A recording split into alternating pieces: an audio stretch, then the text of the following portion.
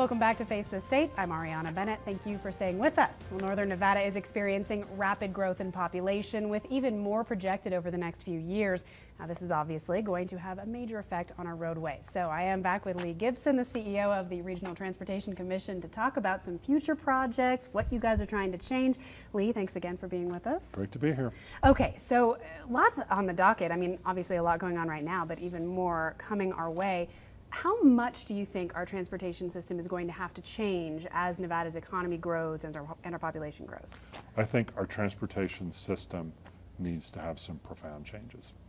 And those profound changes, however, are going to be dependent on our partnership with the federal government. I've said this before, and I say it anytime I get an opportunity. We really need a long-term bill from Washington that provides us the long-term funding we need to plan effectively and deliver effectively. Congress over the last several years, and our delegation, I got to put a plug in for our delegation, all members of our delegation, Republican, Democrat, Northern Nevada, Southern Nevada, have been pushing and working very hard for this. But it's very difficult when we see a Tesla or a Switch or the Midtown development occurring, or the 4th Street corridor with all of the arts industry coming in, and we can't get reliable federal funds to loop into our local funding sources and be able to plan and deliver for the long term. We face tremendous challenges in the North Valleys. We're starting a North Valleys planning effort right now. You've heard me talk about the Spaghetti Bowl before. The Spaghetti Bowl is a big challenge. We need to find the funding for that.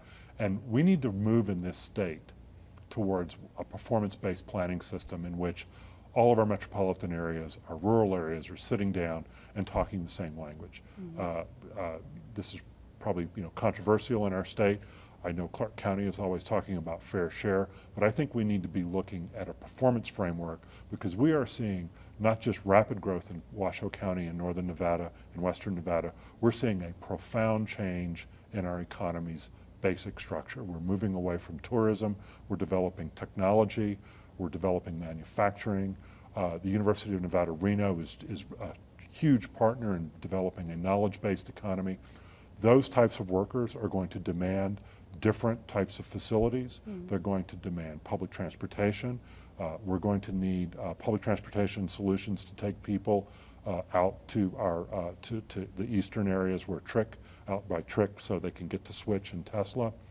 Tesla's interesting. In my discussions with them, they would like to develop a fossil fuel-free site. Say that 3 times fast. Mm-hmm. So that means looking at electric propulsion technologies and looking at mass transit. Knowledge-based workers want to maximize the use of their time. Public transportation provides them the opportunity to work with electronic and computer devices to think about those cutting-edge solutions. So we're going to need to look at localized public transit solutions, and we're going to need to perhaps look at commuter-type transit solutions so those folks can do that. I get a lot of feedback on our intercity service that we provide to Carson City. A lot of state workers, especially during the legislative session, are able to use their laptops and the free Wi-Fi we offer on that service so they can get ready for a busy day at the legislature, advocating for and working towards public policies that help us build that economy that we're experiencing. Okay. So those are the profound changes I see in the future. All right, let's talk about Virginia Street, because I know that main corridor from the top of the university down south to Plum, that's due for a big overhaul. That's happening in 2017, correct? Correct. So I know one of the things that was considered for that is adding trolley cars. Is that something that you're advocating for? So the streetcar question, I think, is a very complicated question, and I'm probably going to give a complicated answer, so I apologize ahead of time. We need mass transit solutions, and we need them today. In the rapid system we operate, we need to desperately get that up to the UNR. Our transit system is, I like to think of it as RTC in the retail business. We have customers, we have people we have to deliver a valued service to and get them to the university. The streetcar, I think, could, and this is my urban planner brain because I'm an urban planner, could bring some profound land use changes. One of the challenges with the streetcar project is funding. That is a project that's going to be in the hundreds of millions of dollars, or close to $100 million, and right now we don't have the funding for that. That's not to say we could not formulate a public-private partnership. So I think what I am hoping for is to have that dialogue right now.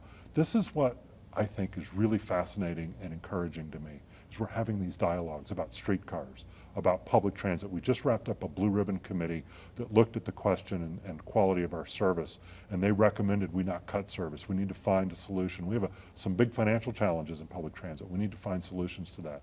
So right now this community needs to have that dialogue. I think where RTC is hoping for is to bring the private sector and see if they can bring some money. Nothing we're doing, however, in the project we're working on right now will preclude us from doing a streetcar in the future. So I'm hoping to keep up the discussion, but still move forward with the bus improvements. The bus improvements are the fastest and cheapest way to kind of get people there, but we can also build infrastructure that's going to support a streetcar. And that's a dialogue we need to have. Okay. For that project, the Virginia Street project, and I want to go through this really quickly because we've got a lot to get to. On the table, are we looking at landscaping changes possibly, adding bike lanes to Virginia Street? What's on the table? We're looking at landscaping changes. We're looking at better methods to manage parking. There's been a big discussion about the role of parking and whether there should be on-street parking and off-street parking. Right now, RTC, and we'll be continuing to discuss this, we're looking at are there ways to perhaps bring some off-street parking that would allow us to provide lots nearby, because we may remove some of the on-street parking. We may look at parking on some of the intersecting streets because we're going to do some improvements there. And then, of course, we're looking at the station locations and upgrading some stations that will support public transportation. And that's one of the most important things that we can do out there right now is really help build the station areas in that corridor so we can provide people good access to transit. Okay, really quickly, do you think that our region could ever support a rail type system or a subway type system? Subway is problematic. Rail, I think we need to take a very serious look at commuter rail out to the Tahoe Regional Industrial Center. Again, as I said earlier, the Tesla folks would like to see that carbon-free footprint. And if we see some of the job numbers we realized, I think a commuter rail service is something we need to take a hard look at.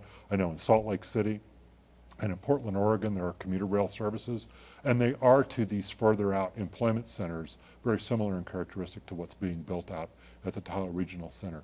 The other thing we need to remember is we need to hopefully provide all-weather access.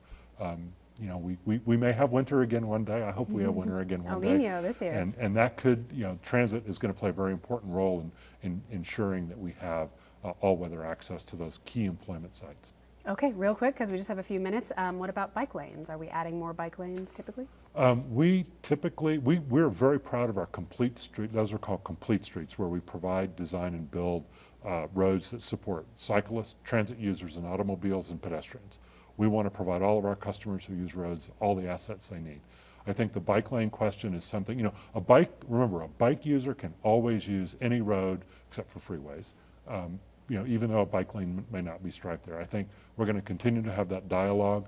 Right now on Virginia Street, we're really focusing on how to best manage transit and parking and vehicular access. We still have, bikes can still use it, but we're also looking at the parallel streets and ways to bring the bicyclist perhaps in an intersecting fashion into Virginia Street, because Virginia Street is the destination. That's the key. We want to help people get to their destinations, and that's something we'll be focusing on here in the coming weeks as we continue to design our improvements for Virginia Street. Okay, how likely do you think it is that we will get the federal funding we need in order to make these projects move forward? Obviously we're getting ready to head into the presidential cycle, so that always puts things in a problematic fashion. But just my discussion with my counterparts around the Western region, I think a lot of folks want to push for some solutions and increase funding. A lot of our competitor nations that we want to trade with and work with, and we compete against in an open market and global marketplace, are building a lot of assets that we're not building. And I think our decision makers need to come to that realization that we need. And one of the things I hear about that we need a national focus on, for example, is freight railroads and working to improve freight railroad access. I hear a lot of needs from truckers. The state right now is working on a freight transportation plan, and how do we better integrate freight movements and trucking movements into our surface transportation system. Right. But is it going to happen? I mean, is there a good I don't know. good We're feeling pushing that it might? for it at RTC, and our congressional delegation is pushing for it. But you know, we have to go through that political process and see where we end up. Yeah, everyone's fighting for the same kind of funding, huh? Well, and I think a lot of people are fighting for more funding. We need to maintain our competitiveness as a nation. Nevada is a bridge state. A lot of Asian trade traffic comes through here.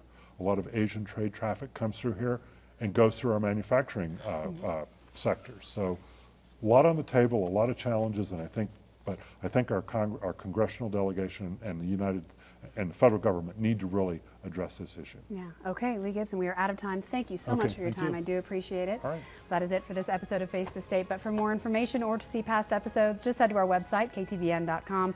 Thank you so much for being with us. We will see you next week.